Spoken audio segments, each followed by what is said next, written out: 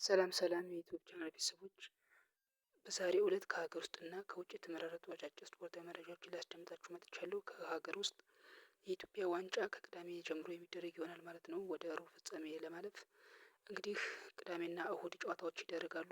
በቅዳሜ ዕለት የሚደረጉ እንግዲህ ለመጠቆም ያክል ታህሳስ 4 ቀን በሐዋሳ ዩኒቨርሲቲ ስታዲየም የሚደረጉ ጨዋታዎች ባህር ዳር ከነማ ከቦዲቲ ከተማ 7 ሰዓት ላይ ሲጫወት፣ ኢትዮጵያ መድን ከቢሾፍቱ ከተማ 9 ሰዓት ተኩል ላይ ይጫወታሉ ማለት ነው። እንዲሁ በአዲስ አበባ ስታዲየም እንዲሁ በዕለተ ቅዳሜ አቃቂ ቃሊቲ ክፍለ ከተማ ከነገሌ አርሲ 7 ሰዓት ላይ ሲጫወቱ፣ መቻል ከድሬዳዋ ከተማ 9 ሰዓት ተኩል ላይ ይጫወታሉ ማለት ነው። እንዲሁ በዕለተ እሁድ ታህሳስ 5 ቀን ማለት ነው ወልዋሎ ዓዲግራት ዩኒቨርሲቲ ከንብ 7 ሰዓት ሲጫወት፣ ኢትዮጵያ ቡና ከመቀለ ሰባ እንደርታ 9 ሰዓት ተኩል ይጫወታል። በአዲስ አበባ ስታዲየም እሁድ ታህሳስ 5 ቀን እንዲሁ ደብረ ብርሃን ከተማ ከቤንች ማች ቡና፣ ሲዳማ ቡና ከአርባ ምንጭ ከተማ 7 ሰዓት እና 9 ሰዓት ተኩል ይጫወታሉ ማለት ነው።